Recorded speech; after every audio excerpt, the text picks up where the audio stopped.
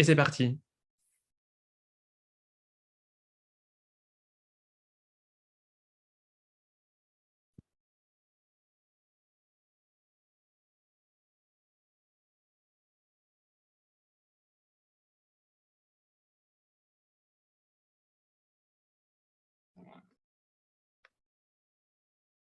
Hi, everyone. We're going to be getting started really shortly here. Just waiting for everybody to join us. I see the attendee list is still going up, so it's exciting to see. Thanks, everybody, for joining us here today for our webinar on participatory data collection and municipal climate action. I'll just give it a few minutes. Or 1 minute, maybe.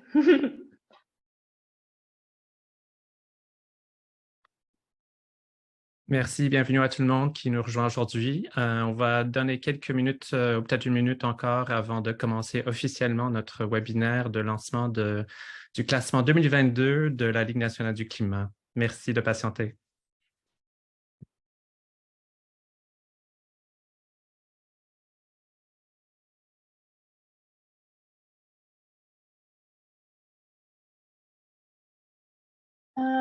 Okay. So thanks everybody for joining us today. My name is Hannah Mohadreen and I'm the National Campaigns Manager for Climate Reality Project Canada.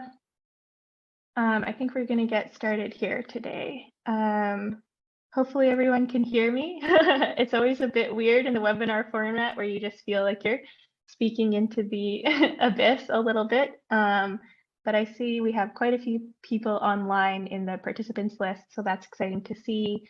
You should have access to the chat and the Q&A if anybody wants to say hello. I'm joining you today from Winnipeg, which is on Treaty 1 territory, the lands of the Anishinaabe, the Cree, the Oji-Cree, the Dakota and Dene Nations, and the homeland of the Métis Nation. Our organization's main office is located in Montreal, which is called Jojage by the Gadian-Kehaka of the Haudenosaunee Confederacy, on whose traditional territory Montreal is located. We recognize our collective responsibility to dismantle the systems of oppression, including colonialism, that have created the climate crisis, and we recognize that this starts by following the leadership of Indigenous peoples. So Andrian has given everybody a chance to introduce themselves in the chat. So you can go ahead and start sharing that if you would like. We'll be doing more of an introductory kind of exercise in a few minutes, but I'd love to know where you're all joining from too. We're here today to celebrate the launch of the 2022 National Climate League standings and talk and learn a little bit about municipal climate action in Canada. The National Climate League, or NCL, as I'll call it from now on, because that's a lot shorter, is an annual participatory data collection project where volunteers across the country collect data tracking climate and sustainability progress at the municipal level. So today we're going to talk a little bit about the NCL and how that process works. We're going to hear from Inez Sanchez Rodriguez, who's an NCL data collection volunteer this year. I'll take us through the highlights of some of the 2022 results. And then during the second half of the event, I'm really excited to say that we'll be hearing from a panel of experts on municipal climate action. And they'll be talking about what their cities are doing and sharing their insights into the current state of municipal climate action in Canada.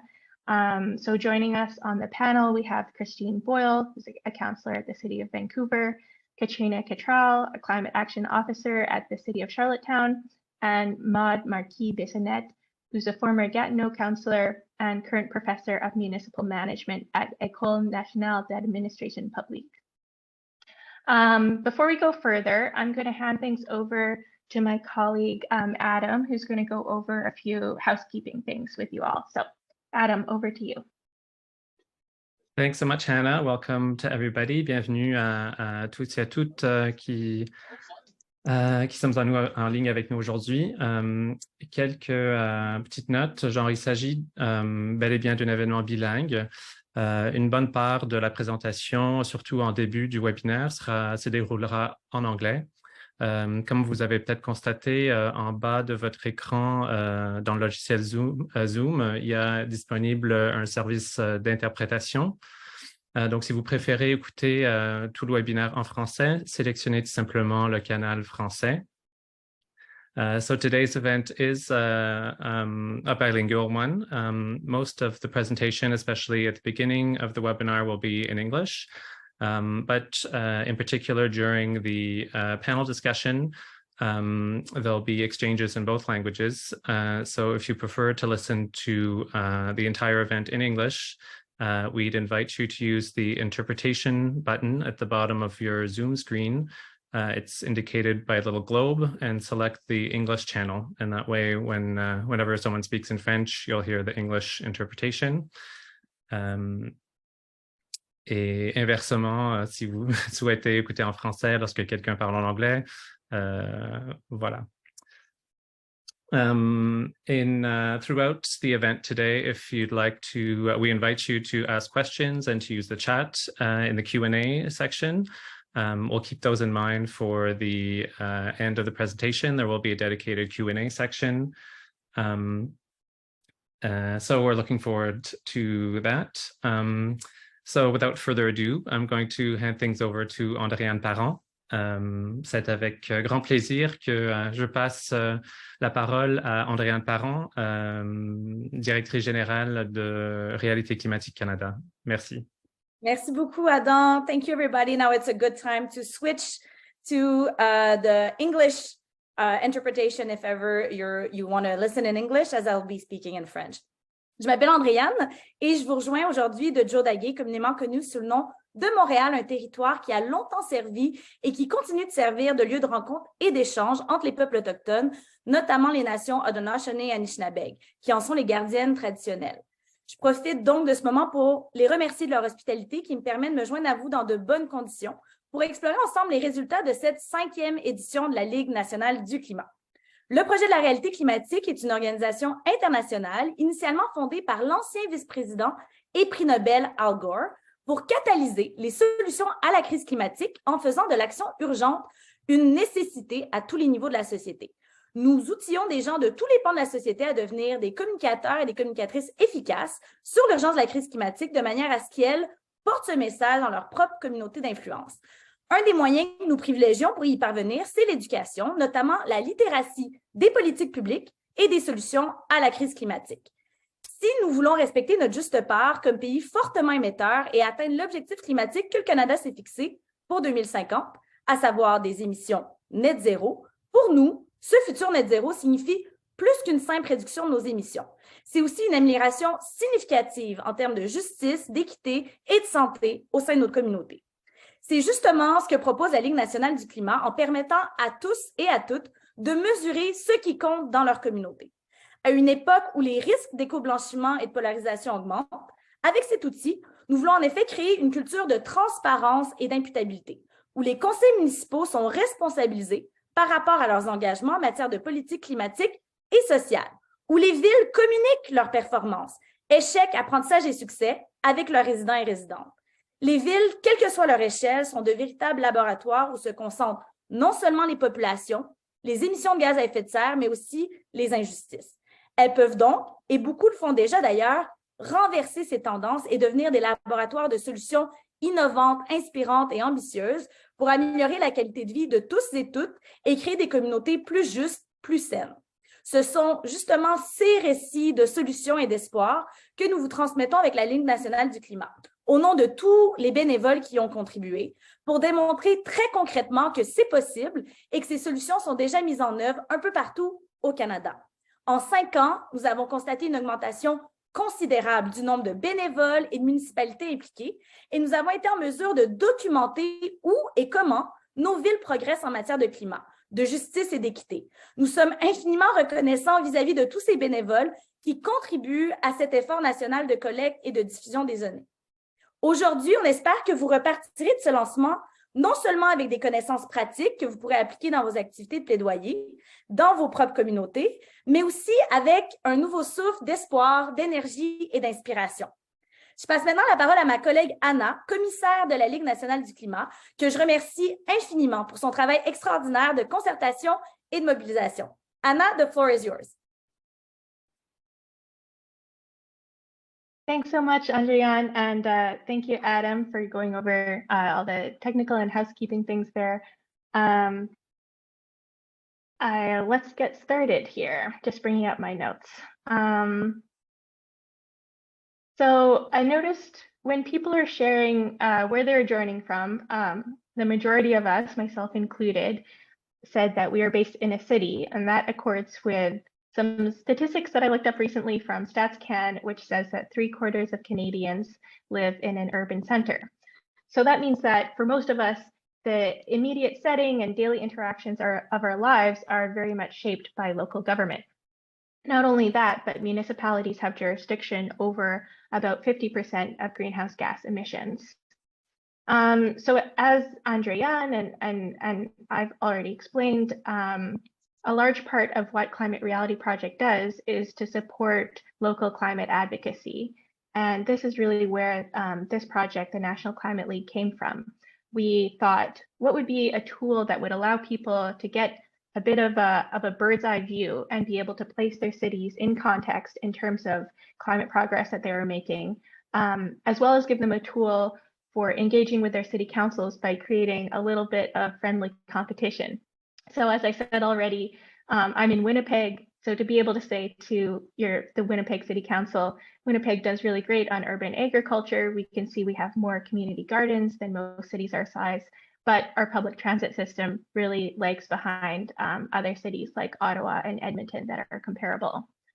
The best way that we thought we could do this was through tracking indicators that would allow for an objective and numerical comparison on climate progress. Not only would this allow for comparison between municipalities, but we thought it could also serve as a little bit of an accountability tool. So comparing promises to actual outcomes or results. And also we thought it would have a case study component so that we're not just looking at the numbers, but we're looking at, for those top performing municipalities, what are the political steps or structures that they have in place that have allowed them to achieve that success. And so that advocates could also be able to present some solutions to their city council and show where their city might be able to learn from. So that in a nutshell is what the NCL is. And I'm gonna start sharing my screen here. I just bring up my presentation and we'll take a look at what are these actual indicators that we track.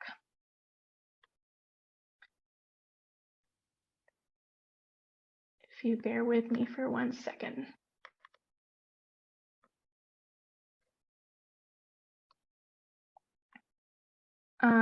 Okay, so hopefully you can see this is our list of primary indicators that we look at. Our primary indicators, as I've said, are all outcome-based and quantitative.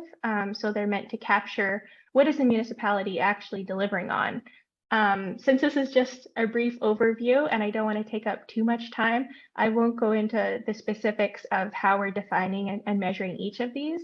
But you can see that they cover a wide range of areas, everything from buildings and housing to things related to health, like air quality, to renewable energy with our energy mix indicator, to transportation, as well as some things that are a little bit more governance-based. So we look at, with municipal employees, we look at how many municipal employees are dedicated to working on climate and sustainability for the city. We look at emissions targets, climate mitigation. That indicator looks at the city's membership and progress in the Partners for Climate Protection program through the Federation for Canadian Municipalities. So it's quite extensive. And then we also look at a set of complementary indicators. These are a little bit more qualitative in that they're capturing some foundational plans and structures that could influence a municipality's performance in the primary indicators. So this is what we look at there. We look at, do they have a climate and adaptation plan in place? How often are they conducting greenhouse gas inventories, and are they following a standard protocol? Do they apply at all a climate test or lens, which basically means are they evaluating major projects and Les gros projets ou les dépenses et l'impact des émissions. Et il y a aussi le budget carbone, et nous allons en parler un peu plus tard. Mais en gros, ça qualifie les émissions avant que ça excède les objectifs climatiques. Et nous avons vu le budget climatique, le budget, et on peut évaluer les mesures. Il y a le code du bâtiment qu'on peut mesurer aussi. Donc, c'était un survol très bref pour les indicateurs. Je vais le dire plusieurs fois, mais j'encourage tout le monde à aller voir notre rapport après que nous avons fini pour connaître toute l'histoire. Au bout du compte, j'espère qu'en regardant ces indicateurs, ils présentent une histoire qui capte plusieurs différents angles de la durabilité et les enjeux d'équité par rapport aux juridictions municipales. Et on voit beaucoup des liens entre ces différents domaines. Il y a plusieurs autres organisations qui font aussi l'analyse des indicateurs.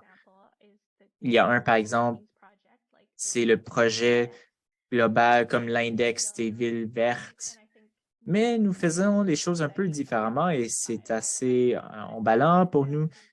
Mais je pense ce qui fait en sorte que la LNC c'est différent, c'est visé vers pour les citoyens, par les citoyens, et ça nous mène à la collecte de données participatoires.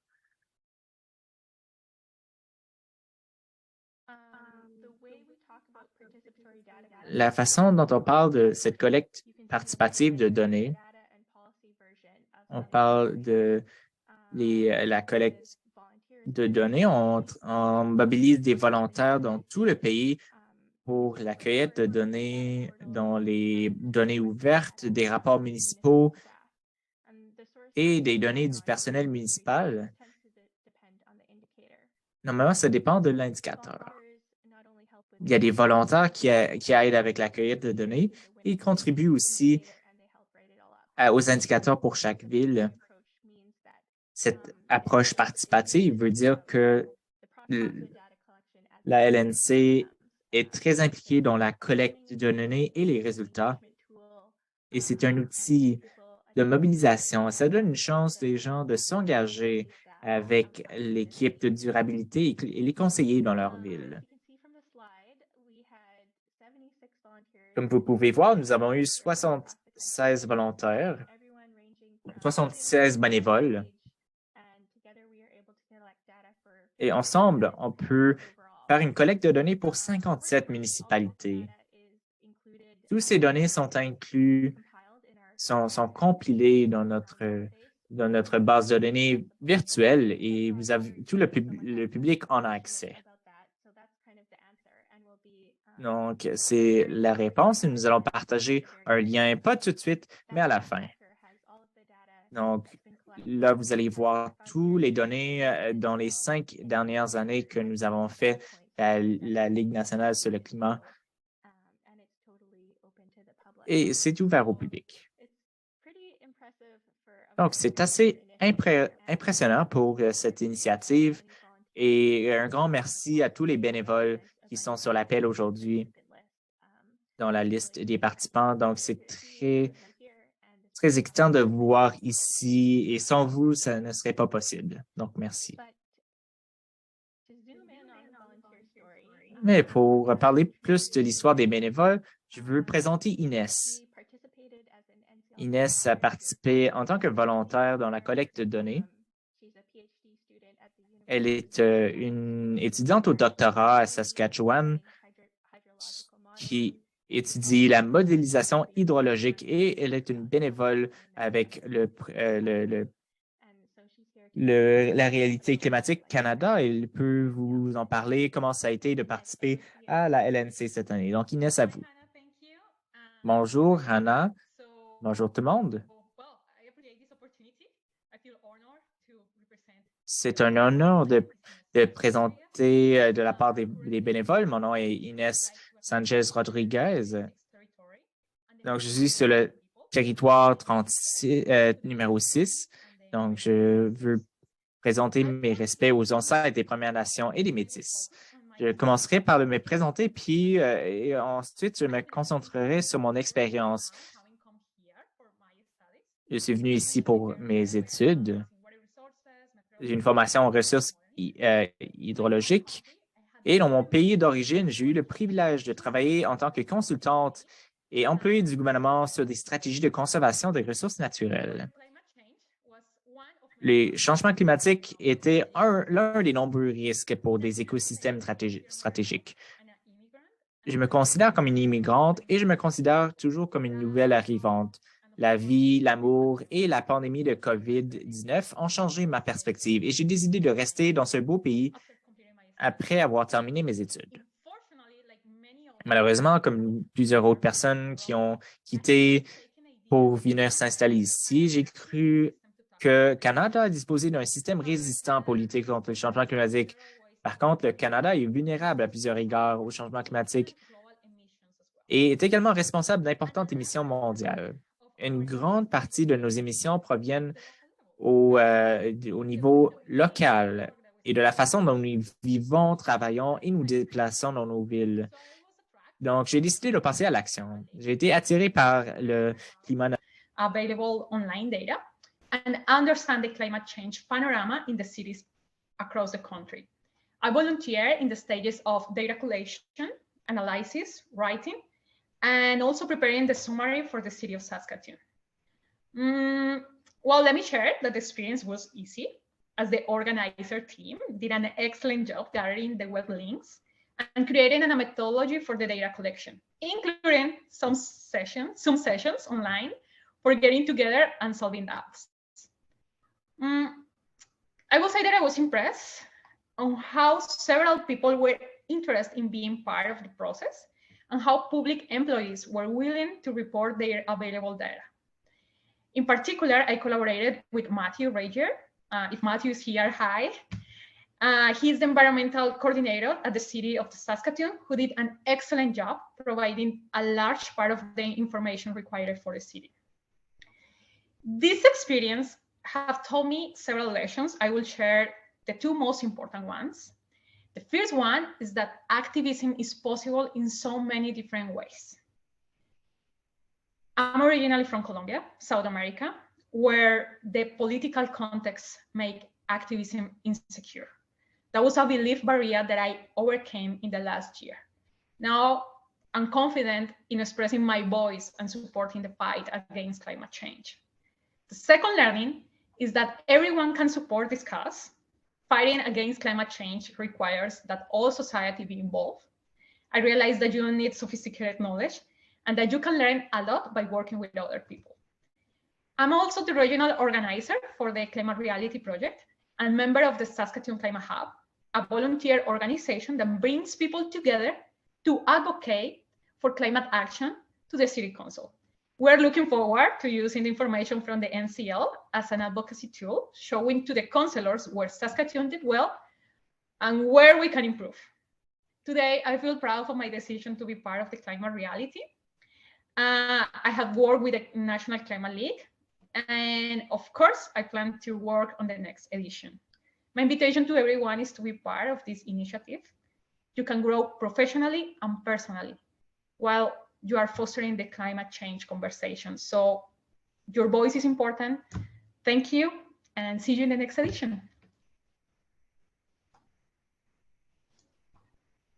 Thank you so much, Inez, for sharing your story and your experience. I hope that, it communicates to people that this is really something that anyone can participate in, and that it's a collective effort. And again, I'd like to thank everybody else who's on the call who also contributed through data collection or writing or in other ways to the NCL this year. And as I said, this is really one of the things that that makes the NCL unique as the indicators project. So moving over to the second part of my presentation here, where we're going to talk a little bit about what did we actually find out this year. So I'm going to do this again.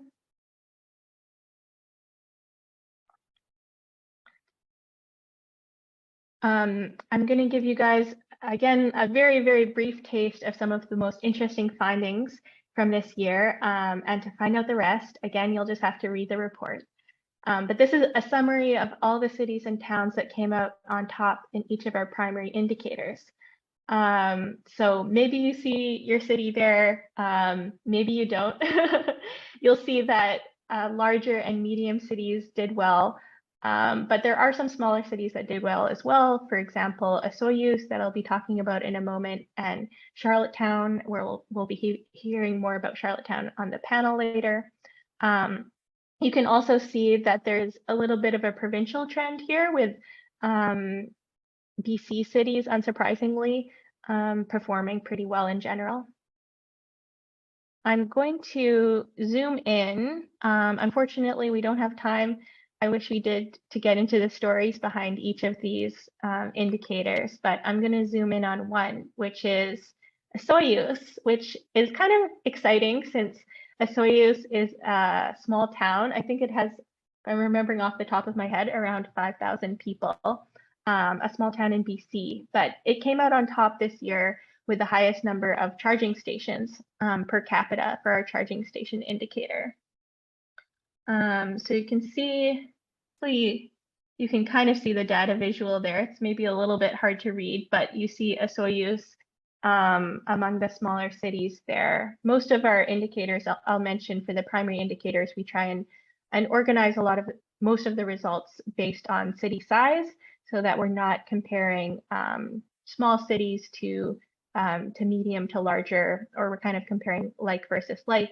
But you can see that Osoyoos came out on top among cities overall. So our methodology with this indicator is to count the number of public level 2 and 3 charging stations, which are the fastest level chargers. We rely on 2 public databases for those numbers, which are PlugShare and ChargeHub. According to those sources, Osoyoos has 23 level 2 and 3 public chargers, 20 of which are free, and that puts them at 407 per capita, which is pretty good. But how did it do this? Like other municipalities, Osoyoos has been working on expanding its charging network in partnership with private companies as well as other levels of government. But I thought one more unique thing about Osoyoos that makes it interesting is that it's situated along Highway 3 in a region which includes a number of wineries and is kind of a tourist destination. Actually, the town shares a site with Osoyoos First Nation, which is home to the first Indigenous-owned winery in Canada. And so we think that the town's performance, especially given that it's a smaller town, may be a reflection of this economic incentive to be able to meet the charging needs of tourists as they're passing through. And this is something that maybe other municipalities should consider for justification as they're looking to expand their charging networks. So moving on to the results from our complementary indicator section. As you recall, this section looks at policies and structures, and we do this not for as many municipalities, but for a little bit of a smaller subsection. So you can see we have 7 municipalities that we looked at for our complementary indicators this year. And obviously this we have a yes, no, or in progress, I guess, marking that we give to cities here. The check mark meaning yes, the little yellow arrow meaning in progress, and the X meaning no. It's very high level, and obviously there's a lot of nuance that isn't captured here, but it presents at a glance a simple kind of understanding of what communities are or aren't doing. One finding here that I want to talk about is if you look down to the carbon budget that I already mentioned earlier, This is a really exciting tool that I already talked about that helps a city quantify how much carbon it should be emitting, and then it can weave that into its financial budget as well and evaluate its spending through how many emissions that it will produce. So it's a really important tool to ensure that the city is not just setting a climate target, but it's also setting in place some more accountability mechanisms and actually are operationalizing a way of meeting its targets. So far, we found that only Edmonton and Halifax are actually moving towards applying a carbon budget, with Edmonton a little bit ahead of Halifax. I think it was 2 years ago that they first introduced their carbon budget. But we did find that a lot of other cities, as you can see here, Winnipeg, Ottawa, Orillia, and Fredericton, have a in progress, which basically means that they have included or they mention a carbon budget in their plans somewhere. It hasn't necessarily been implemented yet. And obviously we know can be maybe a big gap in between mentioning something in a plan and actually implementing it. But it's still exciting to see that tool being talked about more and showing up in municipalities' plans.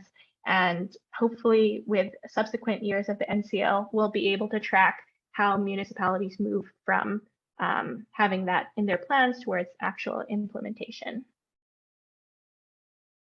So that's the complementary indicators. Finally, this year we added a new section that I haven't actually mentioned yet, but we always kind of, as I said, we split up the results of the NCL in between larger and smaller cities, and yet we recognize that it's always hard to it's still comparing a little bit of apples to oranges when we're comparing somewhere like Toronto to somewhere like Dauphin, Manitoba.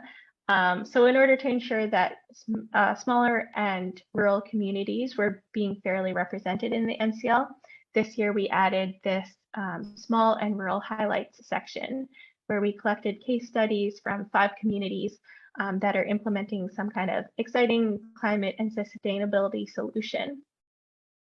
One story that's covered here that I'll highlight is this one. I hope I pronounced this correctly, but the Sauvé system, which is being implemented by a number of different municipalities in Quebec and starting to move into a few in New Brunswick as well. This program is a vehicle sharing system where municipal fleet vehicles, electric vehicles, are made available for the public to use during off hours. So it's a strategy for addressing how to do public transit in a more rural context. And I think that story is really a good example of how this new section, the small and rural highlights, are able to complement the primary indicators and capture some different types of solutions that are more applicable to a small and rural context. So that was, I realized, a really speedy jaunt through the contents and findings of this year's report. There's a lot more that could be said. There's stories like this for all 26 of the indicators and all 5 of the rural case studies. So we'll be sending the report out to everyone who signed up for the webinar after this. And I hope that you all read it because it's pretty inspiring. But we're going to move over to our panel now. To kind of bring some of a wider perspective to these findings. I'm really pleased to say, as I already said, that we have 3 experts here today. I'm going to introduce them each briefly, and then I'll invite them to turn the cameras on, and we'll move to the panel part. So Christine Boyle is a second-term Vancouver City Councillor with One City Vancouver. She has been a leading voice at her council table on climate action, affordable housing, reconciliation, and more. Katrina Cristal is, as I said already, the Climate Action Officer for the City of Charlottetown. And in that role, she's led the development of Charlottetown's Sustainable Procurement Action Plan, Community Garden Framework, and more recently, she's been focused on the development of the city's first climate action plan, which is really exciting. And lastly, Maud Marquis-Bissonnette is a professor of municipal management with a PhD in public policy from Carleton. From 2017 to 2021, Maud served as a city councillor for the city of Gatineau. While there, she led the development of the city's climate plan, an ambitious waste management plan, as well as the establishment of a roundtable on diversity and immigration, as well as a lot of other things. So welcome to each of you. I'm going to stop sharing my screen here, and you can each turn on your cameras. Great, hello. Thanks so much for joining us here today, and I hope that you felt a little bit inspired and interested by the NCL and our, I guess, like volunteer, very much like grassroots efforts to track and understand municipal climate action. And I'm really excited to hearing your perspectives and stories from what each of your cities are doing. And as people already saw when we went through the results, Vancouver and Charlottetown in particular performed really well. So it will be interesting to hear some of the stories behind that. First of all, though, starting like with a really, I guess, zoomed out and really kind of like broad picture, I would love to hear from each of you, what is your general sense of where municipal climate action is at in Canada right now? Where do you see cities making progress? Where are the challenges for municipalities? And maybe if you have thoughts, where do you see things kind of heading? So who would like to answer this one first? Maybe because you were unmuted before, Christine, I'm going to hand it over to you. I can, sure. So it's really great to join you all, and it was really exciting and inspiring to hear all of the work that's going on, and great to be part of this conversation. I am joining you from the unceded territories of the Musqueam, Squamish, and Tsleil-Waututh nations in Vancouver, BC. And I am generally very hopeful on this front. Local government leadership on climate has been really significant, I think, in moving tangible actions forward that impact the lives of residents. One of the things that makes me most hopeful about municipal climate action is that it hits the ground for people. So in Vancouver, across BC, we're feeling the impacts of the climate emergency really clearly, from floods and storms and fire and smoke. We had a massive heat dome where more than 100 people in Vancouver died over the course of a weekend, and 700 across the province. And at the municipal level, it does feel like our actions can hit the ground too in ways that are tangible for people. They see and feel them, and ideally, they also make life healthier and safer for residents now and down the road.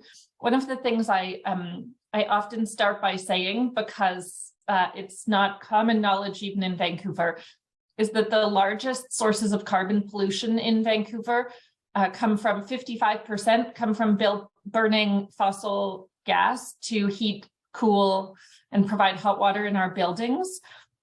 And the second largest source, 40%, is from burning gas and diesel in our vehicles. So even in Vancouver, where people, certainly our reputation is that people care about the environment, when our residents are polled, they often can't correctly identify where our largest sources of emissions are.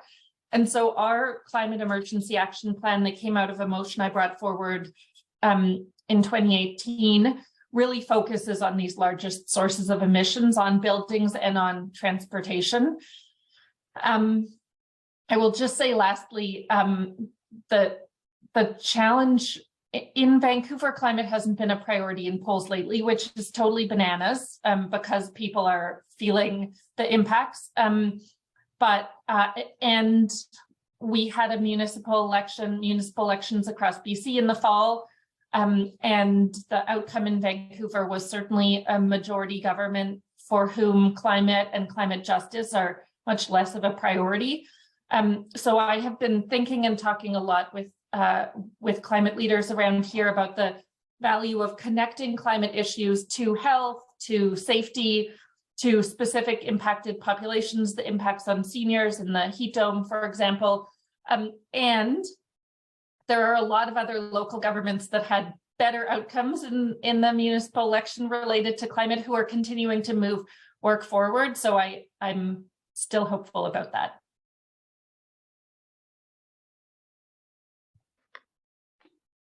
Thanks, Christine. Katrina, what are your thoughts on the state of municipal climate action right now? Sure, thanks, Hannah, and hi, everybody. I am Katrina Crystal. I'm joining you all from Abagwit in Mi'kmaq, the ancestral and unceded territory of the Mi'kmaq people. And I'm so grateful to get to live here in this beautiful place. And to get to work in such an exciting and rewarding area to change things here on Prince Edward Island. I struggled with answering this question. It feels like such a big question in such a few minutes. But like Christine, I think I'll echo a lot of what she said, but I think there's a lot to be hopeful for and excited for. And I think sort of in line with what she was saying, I think, municipalities seem to be really starting to see their place within climate action and how the role that we should be playing. As Christine touched on as well, I think we're at a really key vantage point where we work with higher levels of government, but we also are so embedded in the community and working with the people that live in our municipalities. And that's really where climate change is acting. It's where it's happening and who it's affecting. So I think, we're working on a new climate action plan, as Hannah mentioned. And so my brain is there a lot these days. And so I'm thinking along those lines much of the time, and seeing how much of an opportunity that we have and seeing this in other municipalities' approaches to their own climate action plans, really engaging with the community and understanding the challenges being faced and what the people that live here are worried about. And doing our best to address those things. And I think that we're able to do that in a way that maybe other levels of government are not. And of course, we can't tackle this alone, and no one can.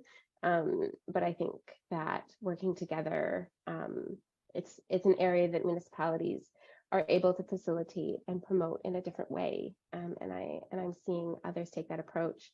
With that, I'll sort of just say one more thing that I think is making me hopeful, as well as I look at these different climate action plans and these different approaches to climate action in different municipalities. And that sort of centers around the conversation of equity, which of course is being embedded into all of our conversations, or many of our conversations these days, which is amazing. And climate change is no different. And I think that this is something that is really exciting me in the way that this is becoming a bigger and bigger part of the conversation. And it's also a challenge that we face in understanding what equitable climate action really means, and how we can do that in a meaningful way, and what our responsibilities as the municipality are, and how we bring more voices to the table and make sure that the climate action that we take serves everybody.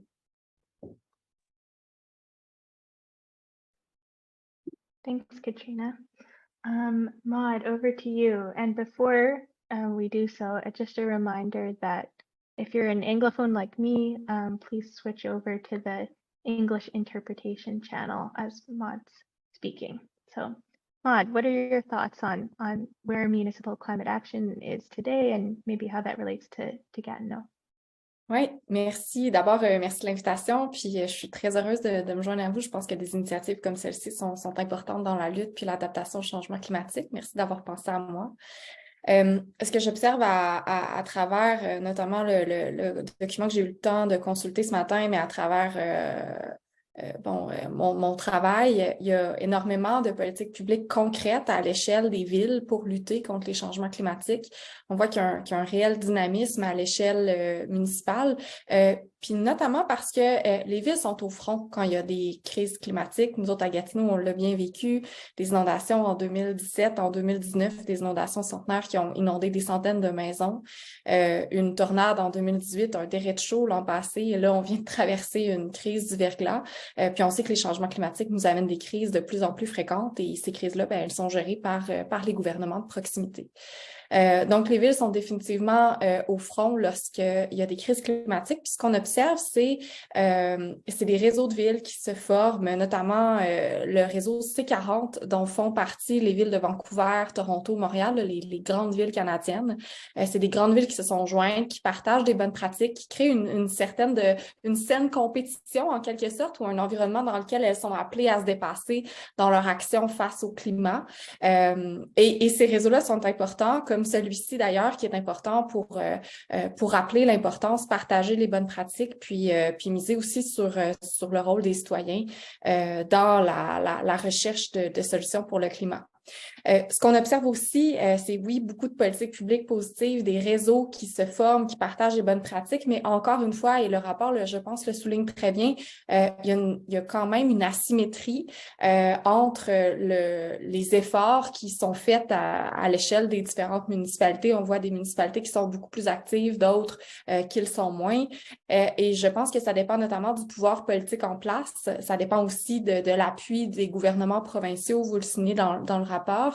Et un des défis qu'on a en matière de changement climatique, c'est de travailler tous ensemble. C'est que le fédéral travaille avec les provinces qui travaillent ensuite avec les municipalités parce que, comme tu le mentionnais, Hannah, dans ton mot au départ, les villes sont responsables pour au moins 50% des émissions de gaz à effet de serre ou peuvent agir pour 50% des émissions de gaz à effet de serre. Donc, ça prend définitivement un leadership fort parce que parfois, il faut naviguer à contre-courant. J'en reparlerai un petit peu tantôt. Et aussi, ça éloigne les villes de leur rôle traditionnel dans la lutte à l'adaptation au changement climatique. Et ça aussi, ça peut être parfois difficile, notamment pour les élus municipaux. Et même si le scepticisme a changé de camp, il reste du travail à faire pour convaincre les gens qui doivent changer leurs habitudes, les citoyens qui, en bout de ligne, oui, on peut faciliter par le travail des administrations publiques les habitudes de vie des gens, mais reste qu'il faut que les gens changent leurs habitudes. Quand on pense juste aux véhicules là, qu'on prend tous les matins, là, parfois, mais ça, c'est difficile à laisser aller. Donc, puis évidemment, le financement aussi est un grand défi auquel les municipalités font face. Ça coûte cher et il faut être capable de mettre les investissements puis de revoir les finances publiques en conséquence, je crois.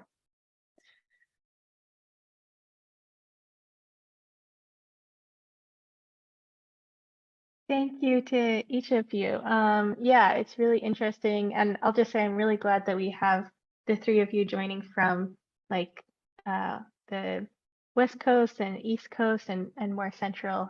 It's really interesting to see. And I guess one thing that kind of jumps out at me about your answers is when we're thinking about municipal climate action is how a lot of you said how cities are at the forefront of impacts and are kind of the first in charge in terms of responding to things like flooding or heat waves.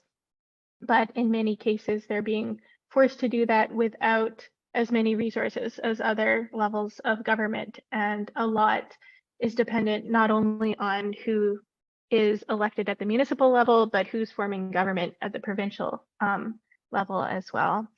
One interesting thing we saw with the NCL, I don't want to, I guess, too much into this, but it was interesting to see some municipalities like I'm thinking of Edmonton that seem to be able to do pretty interesting things when it comes to climate, despite having more of a restrictive, perhaps provincial climate, but definitely it's a challenge to navigate. So moving on to our second question, and I think we've already kind of started to touch on this a little bit as happens, but I'd love to hear maybe some exciting or positive stories coming from your municipality. What are you most excited about when it comes to what your city is doing on climate action? Maybe it's something more innovative, and maybe is it something that you think, as much as things can be applied to different contexts, like is it something that other municipalities do you think could learn from and adopt? So let's switch up the order a little bit. I'll give it to Katrina maybe first. Sure. So, I think anybody who works in this field is no stranger to the concerns that all of us have, but as I said before, I think there's a lot to be excited about too. And I'll touch on a couple of different examples from here, one being the climate action plan that I mentioned before. And it struck me when you said, Hannah, sort of about your data collection process for this report and how that process really is as much, part of the importance of this exercise as the actual report itself. And I feel a little bit similarly about our climate action plan and the approach that we're planning to take. I think, of course, I'm excited for the final product, and I think that it will set an ambitious direction for us moving forward and how we really, work towards climate mitigation and adaptation. But I also think that the process that we take to get there is equally as important. I think that it will work to build networks between the city and other levels of government and organizations and residents. And I think it will work to build capacity. So we're really hoping to have a lot of partnerships as we do the engagement behind the process and really put relationship building, capacity building at the forefront. So I'm very excited for that. And we're in the very early stages. But I will also give you an example that is a bit of a win for us, I think, this week on a slightly smaller scale. One of the areas that Charlottetown was recognized in was urban agriculture. And I will say before I go any further that although I'm very excited to be recognized there, and the city certainly has goals for supporting urban agriculture, a lot of the credit there does need to go to some very inspiring residents who have pushed those things forward. We have done what we can, but it really, I think the credit goes to them. But this week, actually on Monday, our city council adopted a new community garden policy in Charlottetown, which is a first for us. And soon we'll be launching an associated community garden framework. And all of that will really help to streamline how the city supports and works with community gardens in Charlottetown and supports the startup of new ones. And I think, this is one really small thing, obviously, in the scope of climate change. There are bigger changes that you could implement, certainly. But I think what I'm excited about in this particular case is that we looked at what we were doing and we saw unnecessary barriers and places that we could streamline our processes to make it easier to work with the community and to support the community in accomplishing the kinds of things that we wanted to see. So community gardens are extremely important in climate action in many ways, but I think that this has sort of a broader implication in terms of putting that lens to the projects that we start and continue and evaluating them to see where we can make them better and simpler. Thanks, Katrina. Yeah, I think Charlottetown's work on community gardens is really inspiring. And I think that compared to some of the other indicators that NCL looks at, that's one where residents really are able to take the lead, and it feels like appropriate that would be something that people would kind of come together and work on. As well, I guess that being said, like being provided with resources and support from the municipality is always like important too. So I think it sounds like Charlottetown has found a good balance in between working with the community while not kind of downloading like the responsibility onto them. So that's really cool to hear about. Christine, would you like to talk a little bit about what's happening in Vancouver? Sure, yeah, happy to. And it is exciting for me too to get to hear what's more of what's happening elsewhere. So Vancouver's Climate Emergency Action Plan, which I mentioned we approved in 2019, is based around 6 big moves. The first of those is complete walkable neighborhoods. And I wanted to mention that because it's actually the first time in decades of climate action plans in Vancouver that we've included land use as part of our climate plan and recognized the connection between those two in quite a central way. So complete walkable, not that we're like nailing it on that front, but we're at least having that conversation more than we were in the past. Complete walkable neighborhoods, The second big move is active transportation and transit. The third is zero emission vehicles. The fourth, and really the biggest area for emission reductions, is zero emission space and water heating. So getting our buildings off of gas. The fifth is low carbon materials and construction practices. And the sixth is restored coasts and forests, which really gets into that need for negative emissions. In the past few years, really the work of the last council we had here, we've had success in a number of places. And I think the biggest one, you can tell this is like a minor obsession for me out here, is around updates to our Vancouver building bylaw to require zero emission heating and hot water in all new buildings. And one of the significant pieces of that change was the near-term dates. So we brought the changes in within a year and a half of approving our climate emergency action plan. And there was at one point a push. We've had very supportive voices in industry and very oppositional voices and some lobbying from the gas industry. There was a push at one point to delay it by a year, which would have punted it to the next council. And I organized really hard alongside a whole range of climate movement folks out here to make sure that we didn't delay it. And looking at our new council, I feel especially clear that that 1 year delay actually would have meant a much, much longer delay. So that's been one important reminder to me of the significance of near-term dates that really reflect the scale of the emergency. We've also been, well, the last council at least, supporting active transportation, including a big push around curb cuts to make our sidewalks more accessible, new sidewalks, new signals and crosswalks, a bunch of work focused on safer routes to schools for kids and families. Vancouver, we've been doing a lot of work supporting EV uptake as well, and curbside public chargers, with a goal that everyone in the city would be within 10 minutes of a public charger, particularly recognizing how many renters don't have the ability to build that infrastructure into their home. Vancouver currently has the highest uptake of EVs for cities in North America. So good work there. I mean, I also will say I get more excited about public and active transportation changes. I'm not convinced EVs are our solution, but it's one piece of it. And so we're doing good work there. And then again, like I said, thinking about land use from a climate perspective has been a really significant shift for us in terms of our climate work and in terms of our housing work. And I'm glad to see that.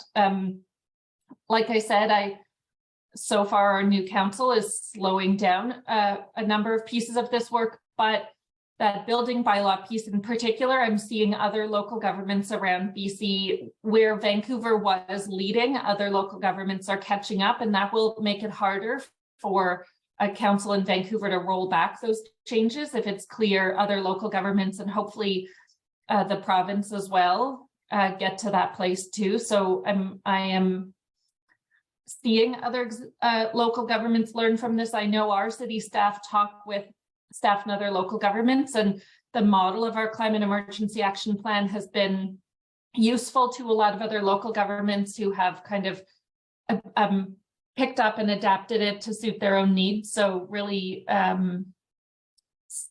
grateful to be seeing that learning back and forth all over certainly BC and the country, and we get to benefit from both ideas that we pick up from other places, and by other places sort of pushing forward to prevent any backsliding here in Vancouver.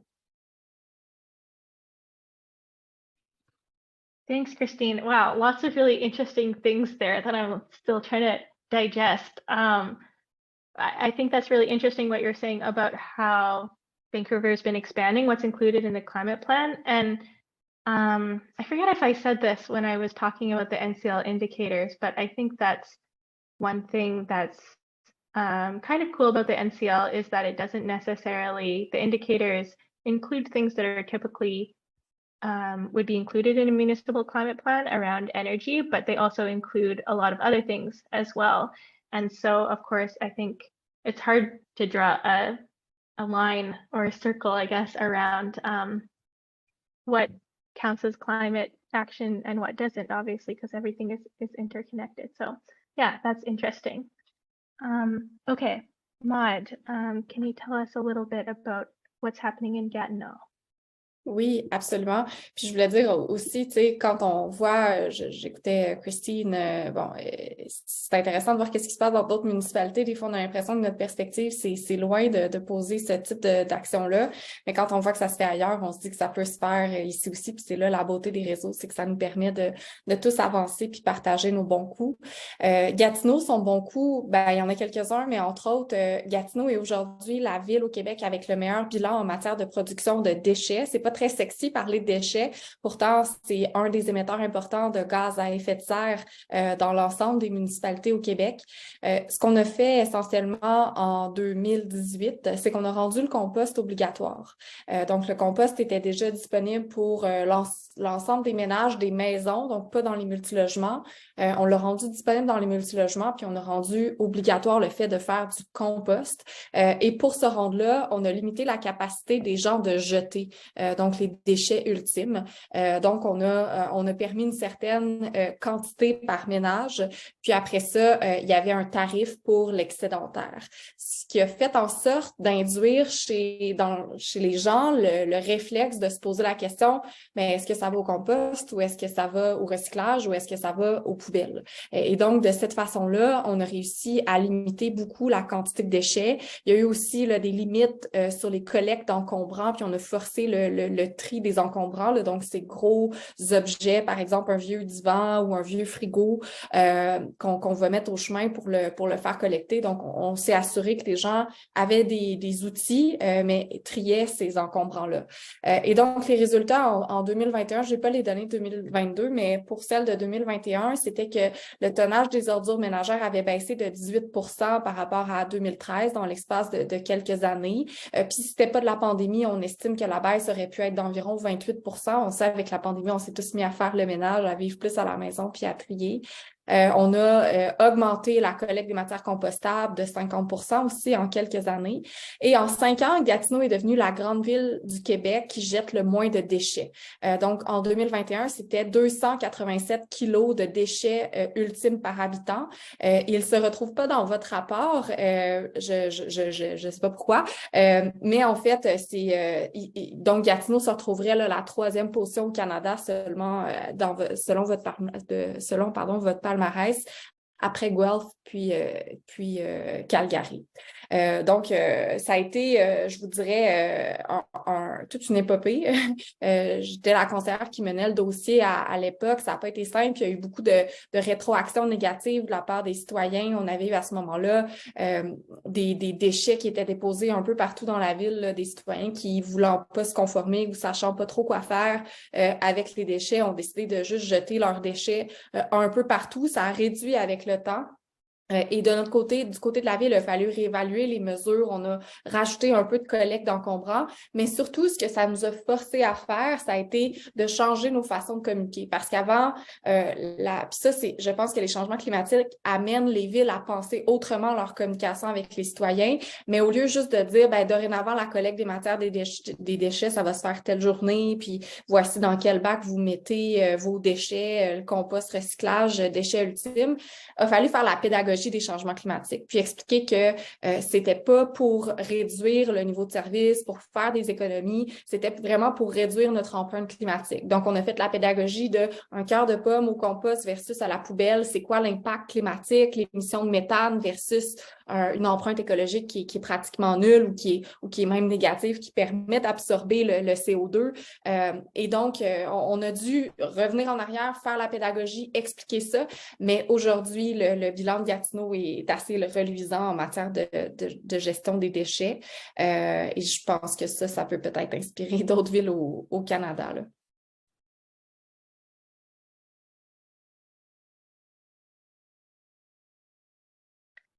Thank you, Maud. Yeah, I think the focusing on waste is a really good example of like the interplay in between encouraging behavior change through education, like you're talking about, versus also ensuring the structures are in place that make it kind of a no-brainer or like an automatic like action for people to, for example, compost more. So that's really cool. And to answer your question, yeah, that's too bad that we didn't include Gatineau there, especially if it had done well. The NCLs are the municipalities that we include it's a little bit not systematic. It's a matter of where volunteers are based, since we first of all get volunteers to collect for their own municipality. And then it's also a little bit about where we find data available and which municipalities like respond to us for data. But we'll definitely also I think look into that for next year. I have no bad feeling about that, Hannah. Don't worry.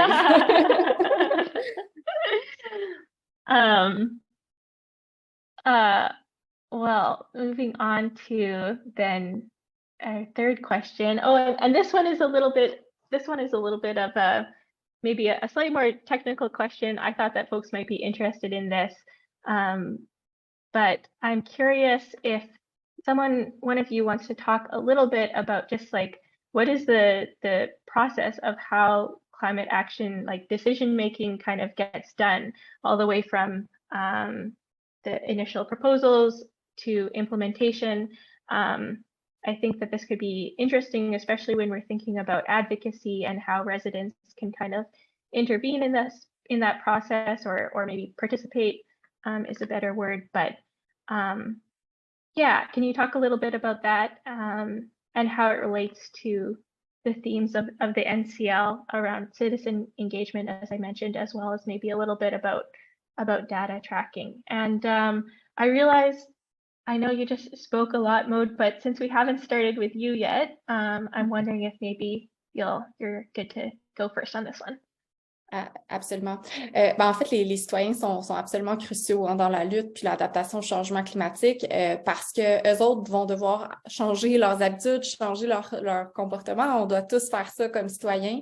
Et donc, les administrations publiques doivent aussi les faire cheminer avec elles. Tu sais, je reprends mon exemple de déchets, mais c'était pas évident pour le citoyen moyen que c'était un geste pour la planète, ou pour du moins bien des citoyens que c'était un geste pour la planète de réduire ses déchets puis de mieux trier ses déchets.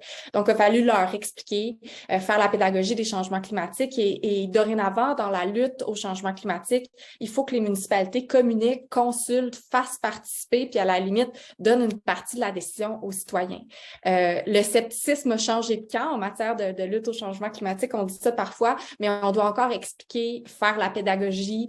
Les choix sont pas faciles à faire, c'est-à-dire les changements d'habitude sont pas faciles à faire et donc, c'est pas toujours évident.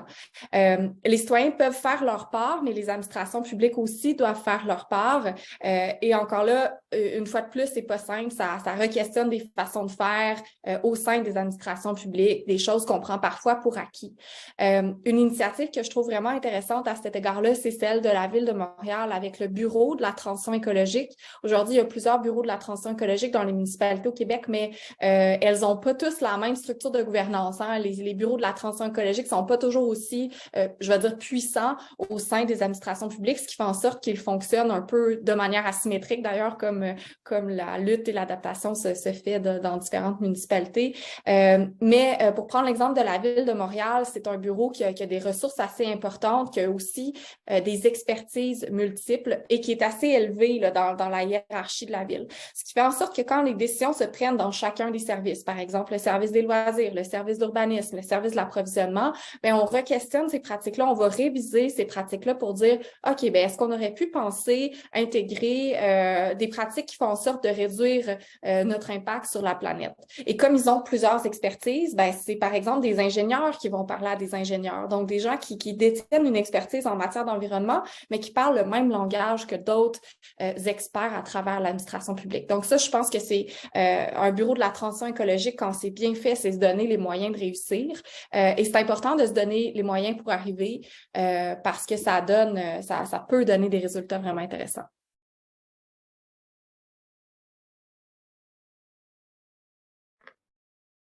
Thanks, Maud. Yeah, that's really interesting.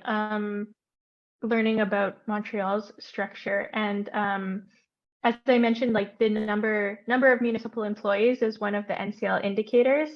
But I was thinking recently, I think I was listening to a talk by Andrea Reimer, who used to be a counselor in Vancouver, and she was talking about how she thinks that actually it's not the number of staff in the sustainability office that matter so much as the structure, like you were talking about, Maud, and that these things are climate's actually being interwoven in between all the different departments, because I think she put it like, it shouldn't just be the staff in the Office of Sustainability or Transition or whatever it's called that are kind of cleaning up everything that the rest of the departments are doing in terms of generating emissions, perhaps.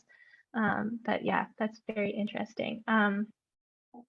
Christine. Hannah, I'm happy to jump in on that, because I also was just thinking about one of our strengths in Vancouver, certainly, that we have a lot of engineering staff who care about climate and bring that lens into their work. Same with our planning and housing staff. So I do think it's harder to track sort of how many staff will, to what degree it's just a priority of the organization and where staff are moving it forward, each in their own piece.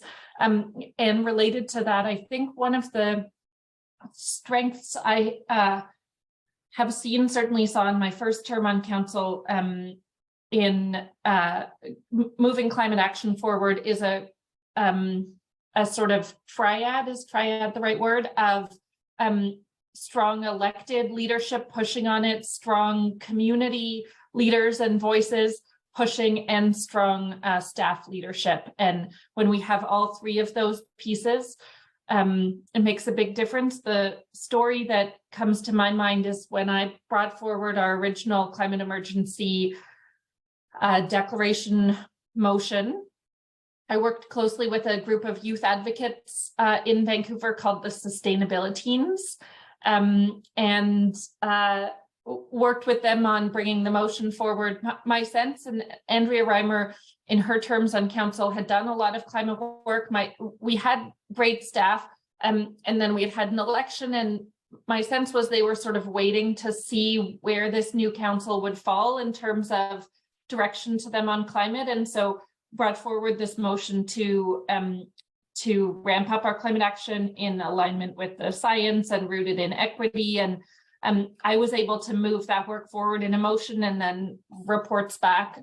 Our staff had the skill and knowledge and just sort of needed the invitation to be pushed to do more on it, and brought back an abundance of good ideas and data, and the sustainability teams, along with a lot of other youth activists, and climate folks, but also healthcare folks and seniors, and a whole range of people really showed up at meeting after meeting to keep pushing that work forward. I was just going to say the first original motion that got it all going, the sustainability teams organized a big rally outside of City Hall that day. And then they filled our council chambers and they gave really moving speeches. And then they just sat there in the gallery and watched as council deliberated and voted. And it really felt, it still makes me a little verklempt years later. It really felt like they were sort of bearing witness to whether or not we would take their concerns seriously. And it felt like there was this intergenerational reckoning happening in the room as they just watched us with their signs. And so I think certainly in Vancouver, I have seen those three pieces all be needed and sort of need to be working together in every way possible to keep the momentum moving forward. Cool. That's a really, amazing example, Christine. And I see lots of people that are familiar with the sustainability and celebrating them in the chat. So Katrina, we've been talking about the role of staff here, and this is why I thought, I wanted to have you on the panel as well. So do you have any thoughts to offer, or anything else related to the question around just how does change actually happen? And if you have some thoughts on the relationship in between council and staff, then that would be interesting as well. Yeah, it's interesting as a staff person and as the municipality that led in terms of the category of having the most staff. It's an interesting conversation and interesting to hear some of these thoughts. And I think I see both sides. I think I'm so grateful for the team we have. You know, we have around 10, maybe even more people now, which is a humongous team given the size of Charlottetown. But I would say organizationally, we have a massive staff capacity challenge. We have had a bit of a lag in hiring. We're having a bit of a hiring boom right now, which is great, but we're in that lag and every department is a bit strapped. And even we feel that way sometimes, even though we have a huge team relative to a lot of other places. And I think on one hand, having such a big team, we can get a lot done and we can be in more rooms. But, you know, kind of touching on what was said before, like our success is when they're talking about it when we're not there, and when we're not in those rooms. And right now we're having wins and we're also having challenges. And that's not necessarily because the other staff and the other departments that we don't call environment sustainability don't care. I think that a lot of it right now is a capacity issue. And I think that too, though, speaks to what Christine was saying about the triad, if you will, of community and government, elected officials and staff really coming together and, you know, all of us becoming champions in our own way. And we really see that, you know, we do have a strong advocate right now. The way our structure works is that we have standing committees of councillors that each department sort of reports to and then funnels things up as needed to council. And right now we have quite a strong voice for climate change as our chair, and that is really helpful.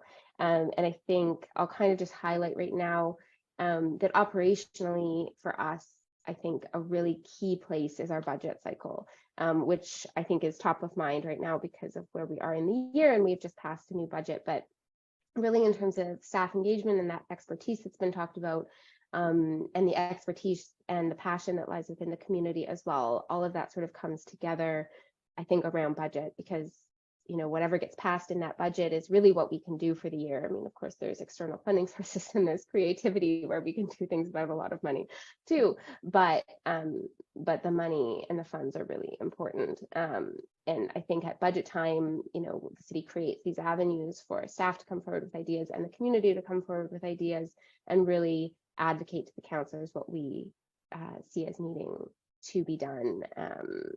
And I just, yeah, it really sets the tone for the whole year. And I would say is one of the key areas that our residents can be engaged in and where those decisions really happen.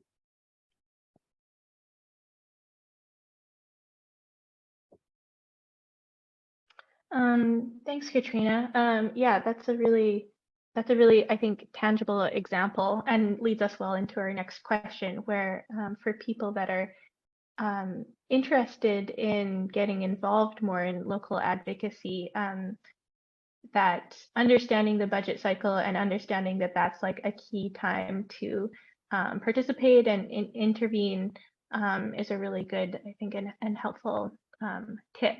But yeah, so we're coming towards the end here, but I think we have time for our last question and just maybe a quick round of answers.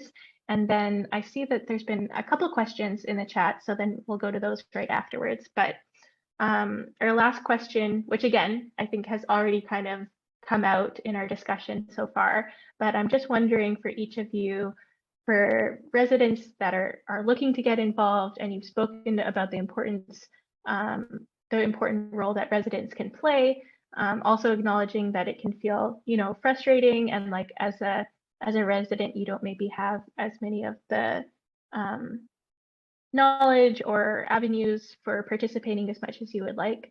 But do you have any tips for people that are interested in advocating for climate or sustainability action to their local governments? What's something that you would say to them? Maud, would you like to go first here? Oui, je peux y aller. Merci, je vais être rapide. Je veux juste rappeler que on en a parlé un petit peu tantôt, mais les citoyens font vraiment la différence en matière d'engagement climatique. Christine parlait un petit peu plus tôt du fait que, à Vancouver, il y avait en ce moment un gouvernement qui était moins favorable à l'environnement. Là, je ne veux pas lui mettre des mots dans la bouche, mais c'est ce que j'ai compris. Je vous dirais aussi que c'est un peu la même chose à Gatineau en ce moment. Et les citoyens peuvent faire la différence. La beauté de la municipalité, c'est la gouvernance de proximité, c'est que les élus sont proches. Il y a des mécanismes de discussion directe entre les citoyens puis les élus municipaux, notamment la période de conseil ou de questions au conseil municipal. Je pense que la plupart des conseils municipaux ont ça à travers le Canada. C'est le moment de poser des questions. Moi, ce que j'ai vécu comme conseillère, c'est que pendant plusieurs mois, il y avait des citoyens qui se présentaient et qui venaient parler de l'importance des changements climatiques, qui venaient questionner le conseil municipal durant cette période de questions-là. On était contents de leur répondre parce que ça permettait aussi de faire la pédagogie de ce qu'on faisait, d'expliquer l'importance, de les remercier puis de leur demander d'être encore présents. Et je vous dirais que ça convainc même les plus sceptiques face au changement climatique. Ils savent très bien que quand ils prennent une décision, ils vont se faire questionner sur l'aspect climatique de celle-là. Donc, même les gens qui sont pas les plus convaincus peuvent être convaincus par l'importance de l'engagement citoyen. Moi, j'ai vu que comme conseillère, que ça faisait la différence. Comme chercheur, j'observe que l'engagement citoyen fait la différence, notamment en matière de lutte, d'adaptation au changement climatique. D'ailleurs, je veux vous féliciter l'organisation pour l'initiative. Je pense que ça fait partie des initiatives qui font la différence, qui permettent aux citoyens, aux municipalités de faire la différence. Et c'est important. Puis bravo aussi aux bénévoles d'avoir été impliqués dans cette initiative-là, puis continuent de l'être.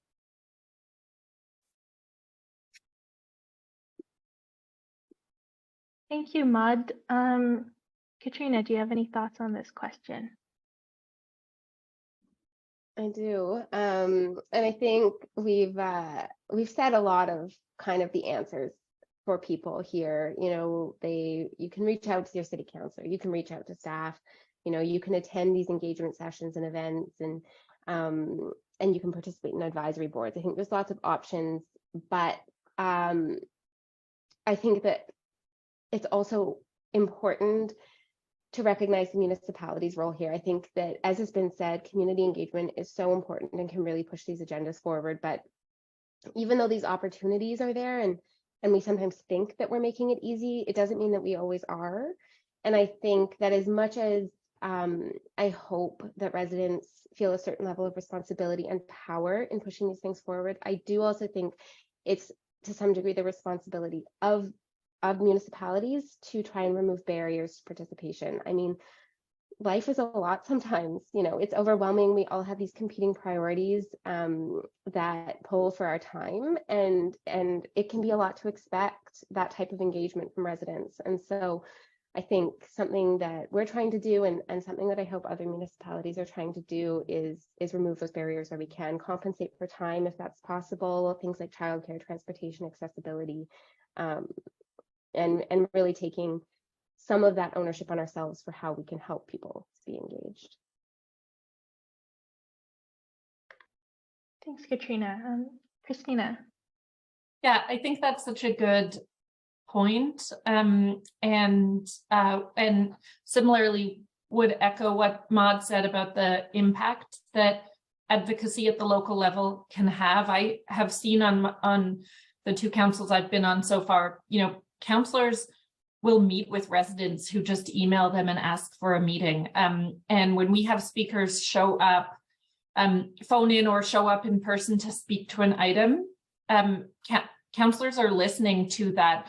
I think it's the sort of flip side of the fact that there is generally very low engagement in local government issues, that when people engage, it's really noticed, and it's sort of easier to have your voice heard, and incredibly important. I just wanted to mention, because I saw a question around it in the chat, Vancouver has a number of resident advisory bodies, and I always like to recruit people who care about climate to be on all of them, not just an environmental one in particular, but we also created a climate and equity working group that was specifically aimed at making sure we were hearing from communities who were being most impacted by climate and who were underrepresented in our regular engagement.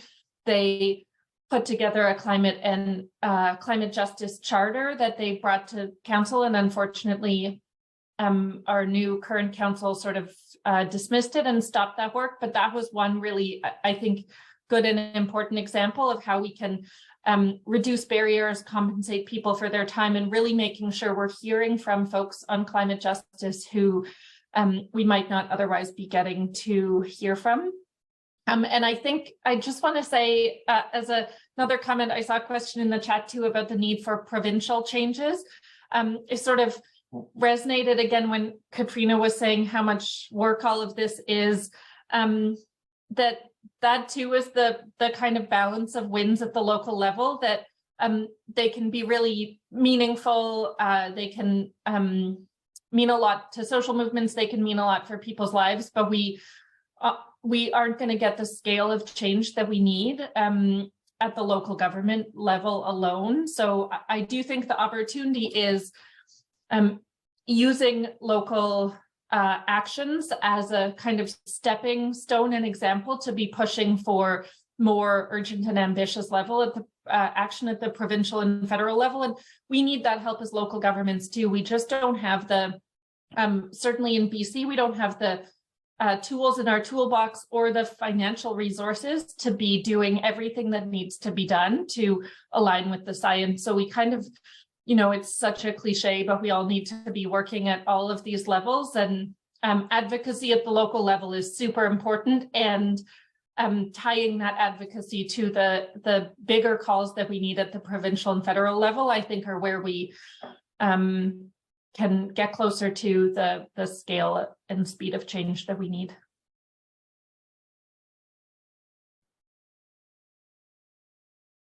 Thanks, Christine. I think that's a really nice way to kind of wrap things up, because we know that climate action happens at the local level, but also it needs to be coordinated, because we're not going to get anywhere without that kind of systemic change. And I think one thing that we talk about with the NCL, one way that we put that is thinking that good climate action and climate policies should be able to trickle up from the local level to provincial and higher levels as well, instead of just trickling down. And maybe one example of that I don't know, it would be interesting and exciting to see someday. You're talking about natural gas in buildings, which is something that has been being implemented at the local level with a few different cities, but maybe one day, like, seeing that happening at the provincial level or higher would be really exciting. So lots to, I guess, feel hopeful about, and also lots to work towards as well. Thank you to each of you, Christine, Katrina, and Maud, for joining us on the panel today. I thought it's a really interesting discussion and really helped to bring a perspective to our findings with the NCL. I'd like to thank again all the volunteers who contributed to this year's 2022 National Climate League standings, as well as all my colleagues at Climate Reality Project that helped make this year's standings happen. We're going to be sharing, I think Adam is going to be sharing a bunch of links in the chat for you all that include where to find this year's report, as well as where to learn more about our panelists and where to learn more about some of the other programs that Climate Reality Project does. We also have our Community Climate Hubs program, where if you're really interested in digging into local advocacy, then we encourage you to find a local climate hub near you. We have a ton of those in cities across Canada. Thank you all. Yeah, and have a wonderful rest of your day.